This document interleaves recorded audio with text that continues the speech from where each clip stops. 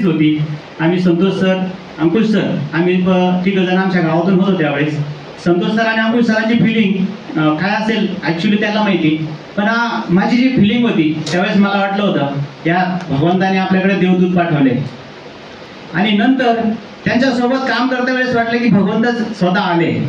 कारण तुमची प्रत्येकाची पण एडीबी मध्ये असलेलं प्रत्येक व्यक्ती मी बरेच 2 दिवसापासून ऐकतोय.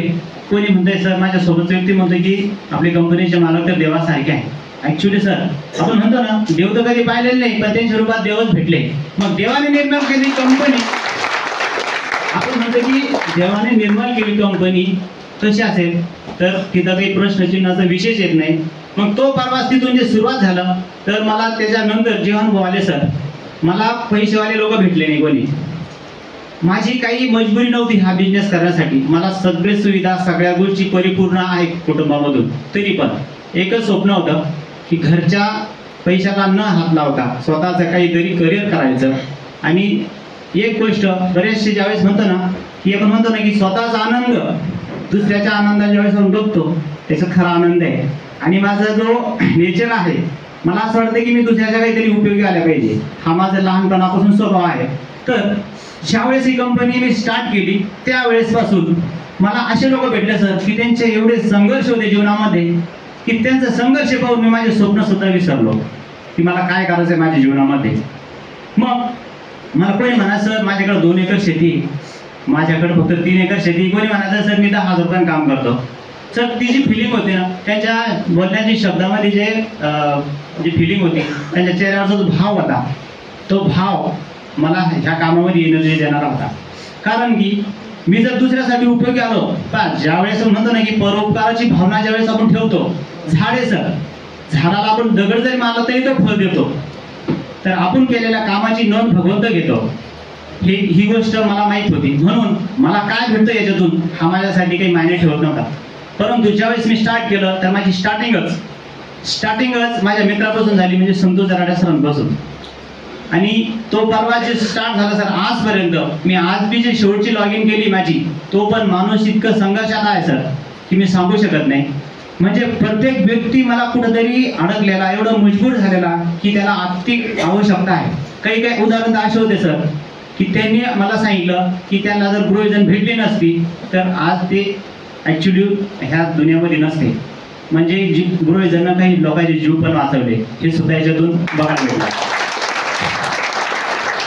आणि हा काम करता वेळेस ते मान सन्मान ह्या गोष्टीची अपेक्षा कधी नव्हतीच. पण तुझे आपण म्हणतो ना ह्या गोष्टीची अपेक्षा नसते. काय म्हणते ना मागितल्यानं देतो सर्व तू जगताचे आहे प्रभू तुला मागू आणि काय. म्हणजे भगवंताला तुम्ही जर मागत असाल तर मला 100% खात्री भगवंत कधीच देत नाही. पण तुम्ही भगवंताला मागूच नका, भगवंत तुम्हाला डायरेक्ट देईल.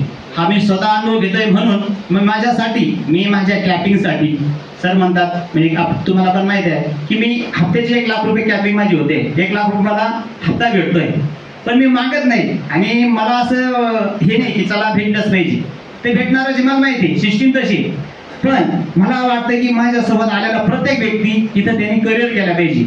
आणि हा तर आमची दुसरी अचिव्हमेंट आहे रुबी अचिव्हमेंट. पण खरा आनंद ज्यावेळेस आपल्या कंपनीमध्ये तुम्ही सर्वजण बसलेले आणि काही लोक काही कारण असतं येऊ नाही शकले जे 100% फील्डवर्क करतात त्यांची ज्यावेळेस अचिव्हमेंट होते ना तो आनंद गगनात मावणार नाही. तो आनंद मी फिलिंग करेन आणि अपेक्षा करतो की तुम्ही सर्वजण आपण जे म्हणतो ना की इथं डाऊट ठेवण्यासारखा आणि काही प्रश्नचिन्ह लावण्यासारखा इथं कुठलंच काही सिस्टम नाही आहे. ग्रोविजनचं मी तर भगवंताचं लव्ह लेटर मानतो. ग्रोविजनला शेवटचा पॉईंट बोलून मी माझं बोलणं थांबवणार आहे. भगवंताचं लव्ह लेटर म्हणून मी ग्रोविजन समजतो. साधी एखाद्या ज्यांचं लव्ह मॅरेज झालंय त्याला माहिती साधा एखादा प्रेमिकाचा जर मेसेज आला पहिल्या काळी त्याला लव्ह लेटर म्हणते. लव्ह लेटर जर आलं तर मनुष्य किती खुश होतो, त्याला झोपी लागत नाही त्या दिवशी असं म्हणतात. ऍक्च्युअली मला अनुभव नाही तो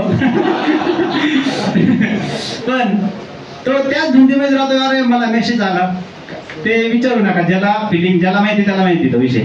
पण मी एक गोष्टीची अनुभूती घेतलेली आहे की मला अशी कंपनी भेटली ग्रोविजन, त्या भगवंताचा लव्ह लेटर. साधी प्रेमिकाचा जर मेसेज आला तर तो किती खुश होतो आणि भगवंताचा जर लव्ह लेटर आला तर मनुष्य किती खुश होईल.